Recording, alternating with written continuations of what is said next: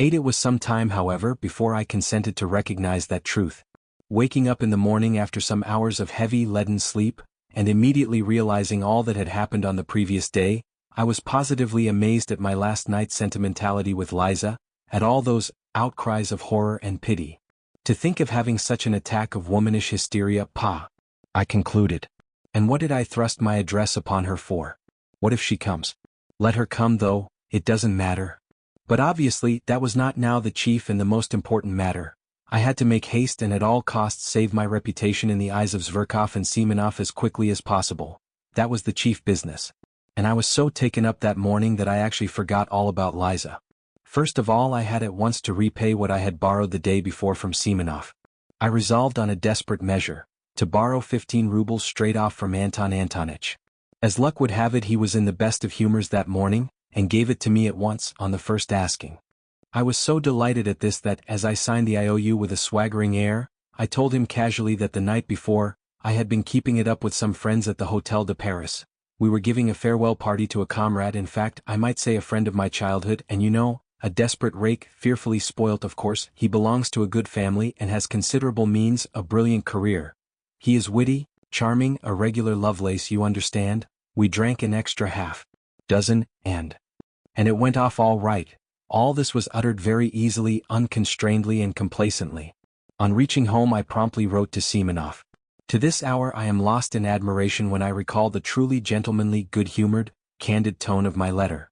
With tact and good breeding, and, above all, entirely without superfluous words, I blamed myself for all that had happened. I defended myself, if I really may be allowed to defend myself, by alleging that being utterly unaccustomed to wine, I had been intoxicated with the first glass, which I said I had drunk before they arrived, while I was waiting for them at the Hotel de Paris between 5 and 6 o'clock. I begged Semenov's pardon especially. I asked him to convey my explanations to all the others, especially to Zverkov, whom, I seem to remember as though in a dream, I had insulted. I added that I would have called upon all of them myself, but my head ached, and besides I had not the face to. I was particularly pleased with a certain lightness, almost carelessness, which was apparent in my style, and better than any possible arguments, gave them at once to understand that I took rather an independent view of all that unpleasantness last night, that I was by no means so utterly crushed as you, my friends, probably imagine, but on the contrary, looked upon it as a gentleman serenely respecting himself should look upon it. On a young hero's past no censure is cast. There is actually an aristocratic playfulness about it. I thought admiringly as I read over the letter. And it's all because I am an intellectual and cultivated man. Another man in my place would not have known how to extricate himself, but here I have got out of it and am as jolly as ever again, and all because I am a cultivated and educated man of our day. And, indeed, perhaps, everything was due to the wine yesterday. Hashem. No, it was not the wine. I did not drink anything at all between 5 and 6 when I was waiting for them. I had lied to Semenov, I had lied shamelessly, and indeed I wasn't ashamed now. Hang it all though, the great thing was that I was rid of it. I put 6 rubles in the letter, sealed it up, and asked Apollon to take it to Semenov. When he learned that there was money in the letter, Apollon became more respectful and agreed to take it. Towards evening I went out for a walk. My head was still aching and giddy after yesterday. But as evening came on and the twilight grew denser, my impressions and, following them, my thoughts, grew more and more different and confused. Something was not dead within me. In the depths of my heart and conscience it would not die, and it showed itself in acute depression. For the most part one jostled my way through the most crowded business streets, along Myeshchansky Street, along Sadovy Street and in Yusupov Garden. I always liked particularly sauntering along these streets in the dusk, just when there were crowds of working people of all sorts going home from their daily work, with faces looking cross with anxiety. What I liked was just that cheap bustle, that bare prose. On this occasion the jostling of the streets irritated me more than ever. I could not make out what was wrong with me, I could not find the clue. Something seemed rising up continually in my soul, painfully and refusing to be appeased. I returned home completely upset. It was just as though some crime were lying on my conscience. The thought that Liza was coming worried me continually. It seemed queer to me that of all my recollections of yesterday this tormented me, as it were, especially as it were, quite separately. Everything else I had quite succeeded in forgetting by the evening. I dismissed it all and was still perfectly satisfied with my letter to Semenov. But on this point I was not satisfied at all. It was as though I were worried only by Liza. What if she comes? I thought incessantly. Well, it doesn't matter, let her come. Usham. It's horrid that she should see, for instance, how I live. Yesterday I seemed such a hero to her, while now It's horrid though that I have let myself go so, the room looks like a beggar's. And I brought myself to go out to dinner in such a suit. And my American leather sofa with the stuffing sticking out. And my dressing gown, which will not cover me, such tatters, and she will see all this and she will see Apollon. That beast is certain to insult her. He will fasten upon her in order to be rude to me. And I, of course, shall be panic-stricken as usual. I shall begin bowing and scraping before her and pulling my dressing gown round me. I shall begin smiling, telling lies. Oh, the beastliness. And it isn't the beastliness of it that matters most. There is something more important, more loathsome, viler. Yes, viler. And to put on that dishonest lying mask again. When I reached that thought I fired up all at once. Why dishonest? How dishonest? I was speaking sincerely last night. I remember there was real feeling in me too. What I wanted was to excite an honorable feeling in her. Her crying was a good thing, it will have a good effect. Yet I could not feel at ease. All that evening, even when I had come back home, even after 9 o'clock, when I calculated that Liza could not possibly come, still she haunted me, and what was worse, she came back to my mind always in the same position. One moment out of all that had happened last night stood vividly before my imagination. The moment when I struck a match and saw her pale, distorted face, with its look of torture. And what a pitiful, what an unnatural, what a distorted smile she had at that moment. But I did not know then, that 15 years later I should still in my imagination see Liza, always with the pitiful, distorted, inappropriate smile which was on her face at that minute. Next day I was ready again to look upon it all as nonsense, due to overexcited nerves, and, above all, as exaggerated. I was always conscious of that weak point of mine, and sometimes very much afraid of it. I exaggerate everything, that is where I go wrong, I repeated to myself every hour. But, however, Liza will very likely come all the same, was the refrain with which all my reflections ended. I was so uneasy that I sometimes flew into a fury. She'll come, she is certain to come. I cried, running about the room. If not today, she will come tomorrow, she'll find me out. The damnable romanticism of these pure hearts. Oh, the vileness, oh, the silliness, oh, the stupidity of these wretched sentimental souls. Why, how fail to understand? How could one fail to understand? But at this point I stopped short and in great confusion indeed. And how few words, I thought in passing, were needed, how little of the idyllic had sufficed to turn a whole human life at once according to my will. That's virginity, to be sure. Freshness of soil. At times a thought occurred to me to go to her, to tell her all, and beg her not to come to me. But this thought stirred such wrath in me that I believed I should have crushed that damned Liza if she had chanced to be near me at the time. I should have insulted her, have spat at her, have turned her out, have struck her. One day passed, however, another and another. She did not come, and I began to grow calmer. I felt particularly bold and cheerful after 9 o'clock. I even sometimes began dreaming, and rather sweetly. I, for instance, became the salvation of Liza, simply through her coming to me and my talking to her. I develop her, educate her. Finally, I notice that she loves me passionately. I pretend not to understand. At last, all confusion, transfigured, trembling and sobbing, she flings herself at my feet and says that I am her savior, and that she loves me better than anything in the world. I am amazed, but, Liza, I say, can you imagine that I have not noticed your love? I saw it all, I divined it, but I did not dare to approach you first, because I had an influence over you and was afraid that you would force yourself from gratitude to respond to my love, would try to rouse in your heart a feeling which was perhaps absent, and I did not wish that. Because it would be tyranny. It would be indelicate. In short, I launch off at that point into European inexplicably lofty subtleties a la George Sand. But now you are mine, you are my creation, you are pure, you are good, you are my noble wife.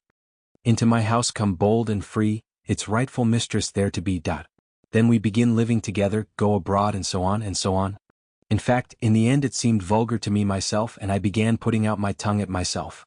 Besides, they won't let her out, the hussy, I thought. They don't let them go out very readily, especially in the evening. Though she did say she was not altogether a slave there yet and had certain rights, so damn it all, she will come, she is sure to come. It was a good thing, in fact, that Apollon distracted my attention at that time by his rudeness. He drove me beyond all patience. He was the bane of my life, the curse laid upon me by Providence. We had been squabbling continually for years and I hated him. My God, how I hated him. I believe I had never hated anyone in my life as I hated him, especially at some moments. He was an elderly, dignified man who worked part of his time as a tailor. But for some unknown reason he despised me beyond all measure, and looked down upon me insufferably. Though indeed he looked down upon everyone. Simply to glance at that flaxen, smoothly brushed head, at the tuft of hair he combed up on his forehead and oiled with sunflower oil, at that dignified mouth, compressed into the shape of the letter V, made one feel one was confronting a man who never doubted of himself. He was a pedant to the most extreme point, the greatest pedant I had met on earth, and with that had a vanity only befitting Alexander of Macedon. He was in love with every button on his coat, every nail on his fingers, absolutely in love with them, and he looked it. In his behavior to me he was a perfect tyrant. He spoke very little to me, and if he chanced to glance at me he gave me a firm, majestically self-confident and invariably ironical look that drove me sometimes to fury. He did his work with the air of doing me the greatest anteed, but simply raised my head sharply and imperiously and began staring back at him. So we stared at one another for 2 minutes. At last he turned with deliberation and dignity and went back again for 2 hours. If I were still not brought to reason by all this but persisted in my revolt, he would suddenly begin sighing while he looked at me, long deep sighs as though measuring by them the depths of my moral degradation, and of course, it ended at last by his triumphing completely. I raged and shouted, but still was forced to do what he wanted. This time the usual staring maneuvers had scarcely begun when I lost my temper and flew at him in a fury. I was irritated beyond endurance apart from him.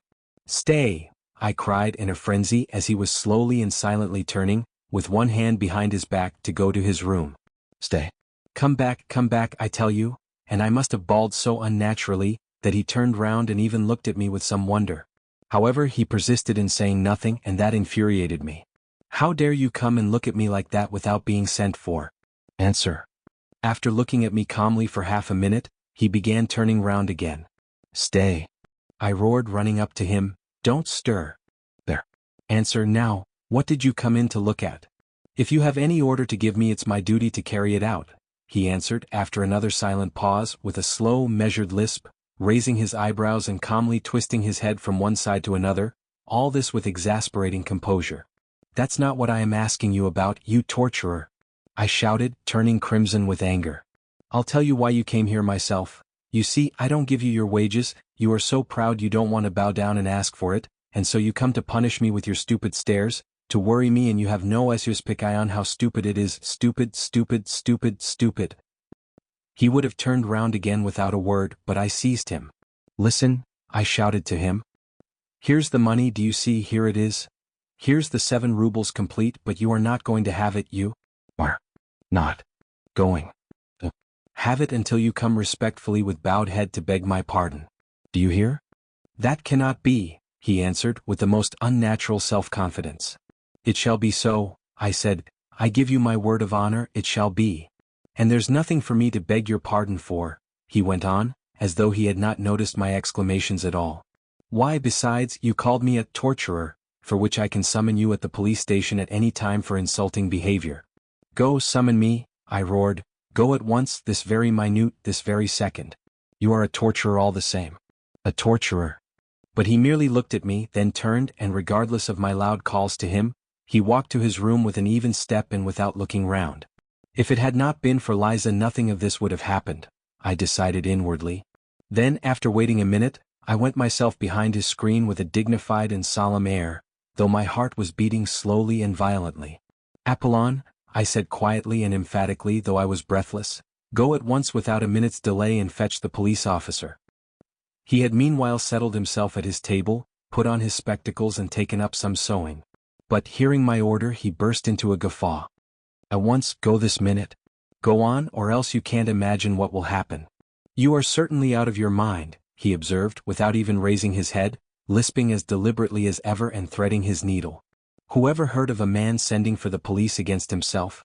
And as for being frightened, you are upsetting yourself about nothing, for nothing will come of it. Go!" I shrieked, clutching him by the shoulder. I felt I should strike him in a minute. But I did not notice the door from the passage softly and slowly open at that instant and a figure come in, stop short, and begin staring at us in perplexity. I glanced, nearly swooned with shame, and rushed back to my room. There, clutching at my hair with both hands, I leaned my head against the wall and stood motionless in that position. 2 minutes later I heard Apollon's deliberate footsteps. "There is some woman asking for you," he said, looking at me with peculiar severity. Then he stood aside and let in Liza. He would not go away but stared at us sarcastically. Go away," I commanded in desperation.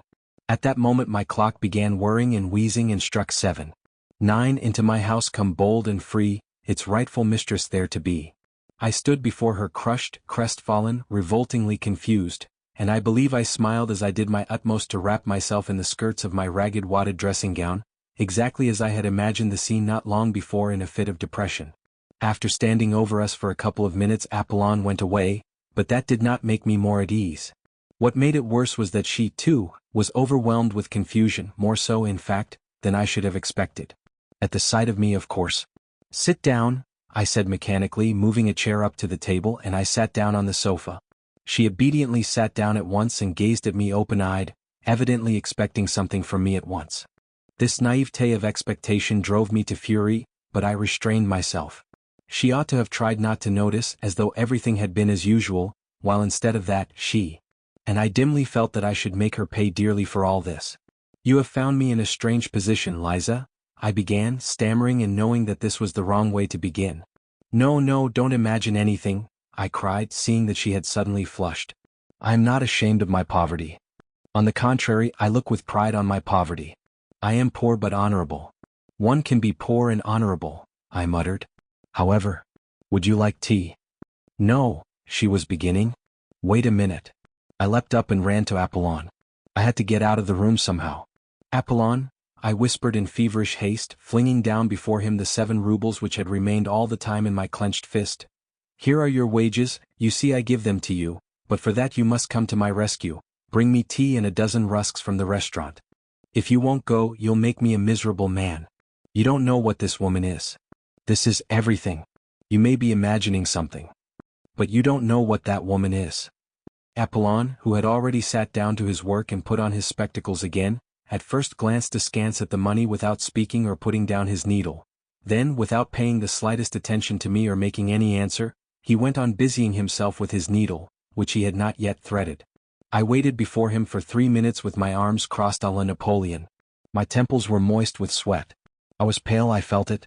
But, thank God, he must have been moved to pity looking at me. Having threaded his needle, he deliberately got up from his seat, deliberately moved back his chair, deliberately took off his spectacles, deliberately counted the money, and finally asking me over his shoulder, "Shall I get a whole portion?" deliberately walked out of the room. As I was going back to Liza, the thought occurred to me on the way, shouldn't I run away just as I was in my dressing gown no matter where, and then let happen what would? I sat down again. She looked at me uneasily. For some minutes we were silent. "I will kill him," I shouted suddenly, striking the table with my fist so that the ink spurted out of the inkstand. "What are you saying?" she cried, starting. "I will kill him.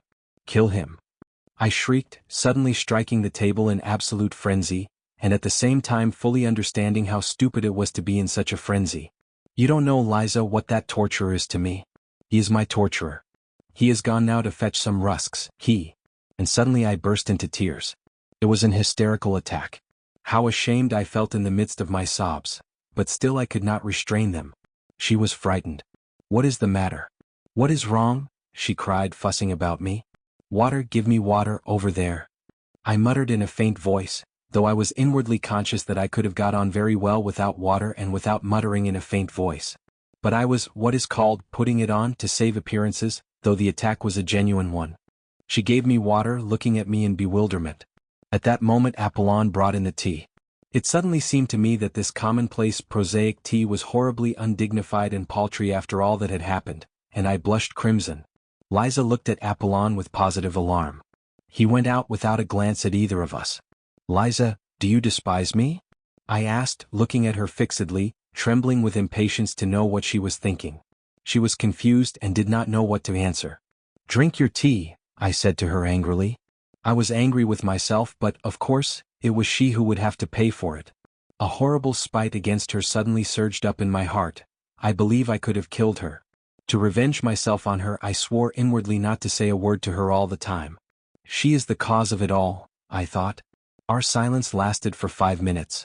The tea stood on the table, we did not touch it. I had got to the point of purposely refraining from beginning in order to embarrass her further. It was awkward for her to begin alone. Several times she glanced at me with mournful perplexity. I was obstinately silent. I was, of course, myself the chief sufferer, because I was fully conscious of the disgusting meanness of my spiteful stupidity, and yet at the same time I could not restrain myself. I want to get away from there altogether, she began, to break the silence in some way, but poor girl, that was just what she ought not to have spoken about at such a stupid moment to a man so stupid as I was. My heart positively ached with pity for her tactless and unnecessary straightforwardness. But something hideous at once stifled all compassion in me, it even provoked me to greater venom. I did not care what happened. Another 5 minutes passed. Perhaps I am in your way, she began timidly, hardly audibly, and was getting up. But as soon as I saw this first impulse of wounded dignity I positively trembled with spite, and at once burst out. Why have you come to me? Tell me that, please? I began, gasping for breath and regardless of logical connection in my words. I longed to have it all out at once at one burst. I did not even trouble how to begin. Why have you come? Answer, I cried, hardly knowing what I was doing. I'll tell you, my good girl, why you have come. You've come because I talked sentimental stuff to you then. So now you are soft as butter and longing for fine sentiments again. So you may as well know that I was laughing at you then. And I am laughing at you now. Why are you shuddering? Yes, I was laughing at you. I had been insulted just before at dinner, by the fellows who came that evening before me. I came to you meaning to thrash one of them, an officer, but I didn't succeed, I didn't find him. I had to avenge the insult on someone to get back my own again. You turned up, I vented my spleen on you and laughed at you. I had been humiliated, so I wanted to humiliate. I had been treated like a rag, so I wanted to show my power. That's what it was, and you imagined I had come there on purpose to save you. Yes, you imagined that? You imagined that. I knew that she would perhaps be muddled and not take it all in exactly, but I knew too that she would grasp the gist of it very well indeed. And so, indeed, she did. She turned white as a handkerchief, tried to say something, and her lips worked painfully, but she sank on a chair as though she had been felled by an axe. And all the time afterward she listened to me with her lips parted and her eyes wide open, shuddering with awful terror. The cynicism of my words overwhelmed her. Save you. I went on, jumping up from my chair and running up and down the room before her. Save you from what? But perhaps I am worse than you myself. Why didn't you throw it in my teeth when I was giving you that sermon? But what did you come here yourself for? Was it to read us a sermon? Power was what I wanted then, sport was what I wanted to wring out your tears, your humiliation, your hysteria, that was what I wanted then. Of course, I couldn't keep it up then because I am but at this point a strange thing happened. I was so accustomed to think and imagine everything from books, and to picture everything in the world to myself just as I had made it up in my dreams beforehand, that I could not all at once take in this strange circumstance. What happened was this. Liza, insulted and crushed by me, understood a great deal more than I imagined. She understood from all this what a woman understands first of all, if she feels genuine love, that is, that I was myself unhappy. The frightened and wounded expression on her face was followed first by a look of sorrowful perplexity. When I began calling myself a scoundrel and a blackguard and my tears flowed, her whole face worked convulsively. She was on the point of getting up and stopping me. When I finished she took no notice of my shouting, "Why are you here? Why don't you go away?" but realized only that it must have been very bitter to me to say all this. Besides, she was so crushed, poor girl. She considered herself infinitely beneath me. How could she feel anger or resentment?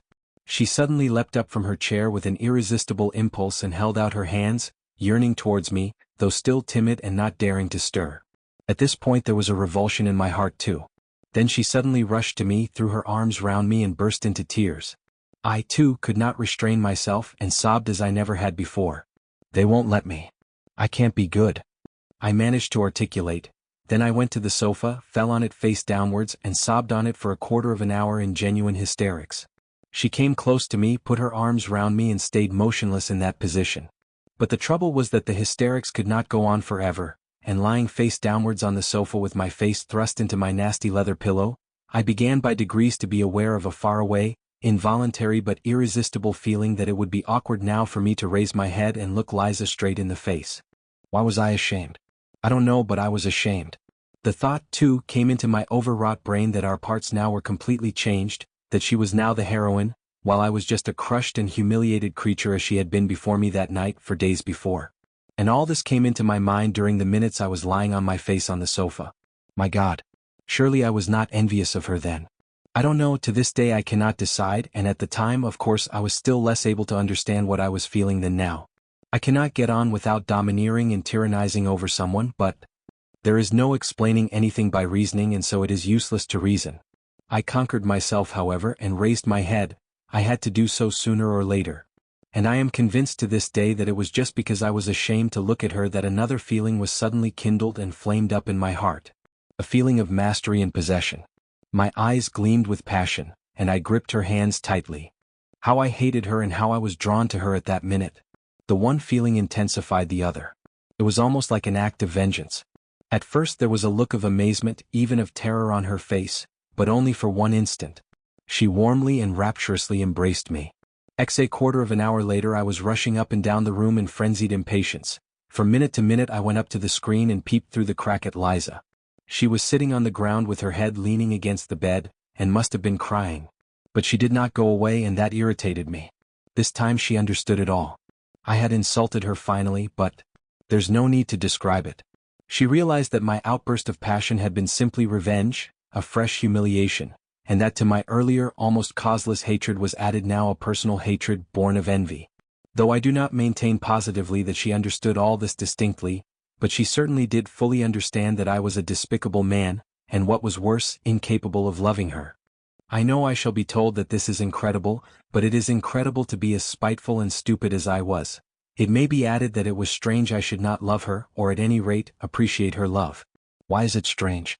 In the first place, by then I was incapable of love, for I repeat, with me loving meant tyrannizing and showing my moral superiority. I have never in my life been able to imagine any other sort of love, and have nowadays come to the point of sometimes thinking that love really consists in the right, freely given by the beloved object, to tyrannize over her. Even in my underground dreams I did not imagine love except as a struggle. I began it always with hatred and ended it with moral subjugation, and afterwards I never knew what to do with the subjugated object. And what is there to wonder at in that, since I had succeeded in so corrupting myself, since I was so out of touch with real life, as to have actually thought of reproaching her, and putting her to shame for having come to me to hear fine sentiments? And did not even guess that she had come not to hear fine sentiments, but to love me, because to a woman all reformation, all salvation from any sort of ruin, and all moral renewal is included in love and can only show itself in that form. I did not hate her so much, however, when I was running about the room and peeping through the crack in the screen. I was only insufferably oppressed by her being here. I wanted her to disappear. I wanted peace, to be left alone in my underground world. Real life oppressed me with its novelty so much that I could hardly breathe. But several minutes passed and she still remained, without stirring, as though she were unconscious. I had the shamelessness to tap softly at the screen as though to remind her. She started, sprang up, and flew to seek her kerchief, her hat, her coat, as though making her escape from me. 2 minutes later she came from behind the screen and looked with heavy eyes at me. I gave a spiteful grin, which was forced, however, to keep up appearances, and I turned away from her eyes. "Goodbye," she said, going towards the door. I ran up to her, seized her hand, opened it, thrust something in it and closed it again. Then I turned at once and dashed away in haste to the other corner of the room to avoid seeing, anyway. I did mean a moment since to tell a lie, to write that I did this accidentally, not knowing what I was doing, through foolishness, through losing my head. But I don't want to lie, and so I will say straight out that I opened her hand and put the money in it. From spite. It came into my head to do this while I was running up and down the room and she was sitting behind the screen. But this I can say for certain. Though I did that cruel thing purposely, it was not an impulse from the heart, but came from my evil brain. This cruelty was so affected, so purposely made up, so completely a product of the brain, of books, that I could not even keep it up a minute. First I dashed away to avoid seeing her, and then in shame and despair rushed after Liza. I opened the door in the passage and began listening. "Liza! Liza!" I cried on the stairs, but in a low voice, not boldly. There was no answer, but I fancied I heard her footsteps, lower down on the stairs. "Liza!" I cried more loudly. No answer. But at that minute I heard the stiff outer glass door open heavily with a creak and slam violently. The sound echoed up the stairs. She had gone. I went back to my room in hesitation. I felt horribly oppressed. I stood still at the table, beside the chair on which she had sat, and looked aimlessly before me. A minute passed, suddenly I started. Straight before me on the table I saw. In short, I saw a crumpled blue 5-ruble note, the one I had thrust into her hand a minute before. It was the same note. It could be no other, there was no other in the flat. So she had managed to fling it from her hand on the table at the moment when I had dashed into the further corner. Well, I might have expected that she would do that. Might I have expected it? No, I was such an egoist, I was so lacking in respect for my fellow creatures that I could not even imagine she would do so. I could not endure it.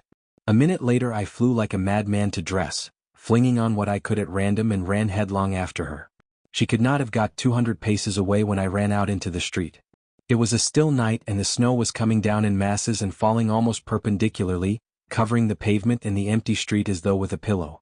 There was no one in the street, no sound was to be heard. The street lamps gave a disconsolate and useless glimmer. I ran 200 paces to the crossroads and stopped short. Where had she gone? And why was I running after her? What? To fall down before her, to sob with remorse, to kiss her feet, to entreat her forgiveness. I longed for that, my whole breast was being rent to pieces, and never shall I recall that minute with indifference. But what for? I thought. Should I not begin to hate her, perhaps even tomorrow, just because I had kissed her feet today? Should I give her happiness? Had I not recognized that day for the 100th time what I was worth? Should I not torture her? I stood in the snow, gazing into the troubled darkness, and pondered this. And will it not be better? I mused fantastically, afterwards at home, stifling the living pang of my heart with fantastic dreams. Will it not be better that she should keep the resentment of the insult forever? Resentment, why, it is purification, it is a most stinging and painful consciousness. Tomorrow I should have defiled her soul and have exhausted her heart, while now the feeling of insult will never die in her heart, and however loathsome the filth awaiting her, the feeling of insult will elevate and purify her. By hatred. Perhaps too by forgiveness. Will all that make things easier for her though?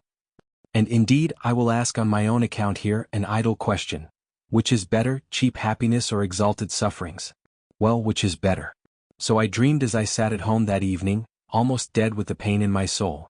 Never had I endured such suffering and remorse, yet could there have been the faintest doubt when I ran out from my lodging that I should turn back halfway? I never met Liza again, and I have heard nothing of her.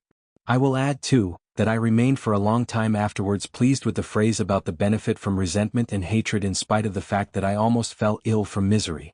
Even now, so many years later, all this is somehow a very evil memory. I have many evil memories now, but hadn't I better end my notes here?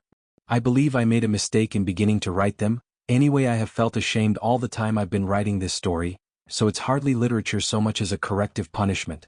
Why, to tell long stories showing how I have spoiled my life through morally rotting in my corner, through lack of fitting environment, through divorce from real life, and rankling spite in my underground world, would certainly not be interesting. A novel needs a hero, and all the traits for an anti-hero are expressly gathered together here, and what matters most, it all produces an unpleasant impression, for we are all divorced from life. We are all cripples, every one of us more or less. We are so divorced from it that we feel at once a sort of loathing for real life, and so cannot bear to be reminded of it. Why, we have come almost to looking upon real life as an effort, almost as hard work, and we are all privately agreed that it is better in books. And why do we fuss and fume sometimes? Why are we perverse and ask for something else? We don't know what ourselves. It would be the worse for us if our petulant prayers were answered. Come, try, give any one of us, for instance, a little more independence, untie our hands, widen the spheres of our activity, relax the control, and yes, you. We should be begging to be under control again at once. I know that you will very likely be angry with me for that and will begin shouting and stamping. Speak for yourself, you will say, and for your miseries in your underground holes, and don't dare to say all of us. Excuse me, gentlemen, I'm not justifying myself with that, all of us. As for what concerns me in particular, I have only in my life carried to an extreme what you have not dared to carry halfway, and what's more, you have taken your cowardice for good sense, and have found comfort in deceiving yourselves. So that perhaps, after all, there is more life in me than in you. Look into it more carefully. Why, we don't even know what living means now, what it is and what it is called. Leave us alone without books and we shall be lost and in confusion at once. We shall not know what to join on to, what to cling to, what to love and what to hate, what to respect and what to despise. We are oppressed at being men with a real individual body and blood, We are ashamed of it, we think it a disgrace and try to contrive to be some sort of impossible generalized man. We are stillborn and for generations past have been begotten, not by living fathers, and that suits us better and better. We are developing a taste for it. Soon we shall contrive to be born somehow from an idea. But enough, I don't want to write more from underground. The notes of this paradoxalist do not end here, however. He could not refrain from going on with them, but it seems to us that we may stop here. End of the Project Gutenberg ebook Notes from the Underground.